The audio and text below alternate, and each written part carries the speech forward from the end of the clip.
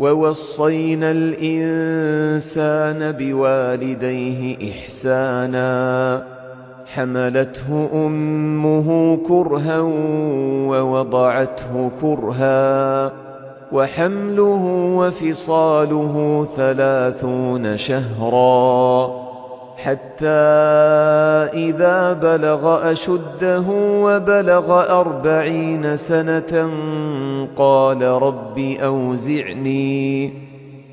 رب أوزعني أن أشكر نعمتك التي أنعمت علي وعلى والدي وأن أعمل صالحا ترضاه وأصلح لي في ذريتي إني تبت إليك وإني من المسلمين.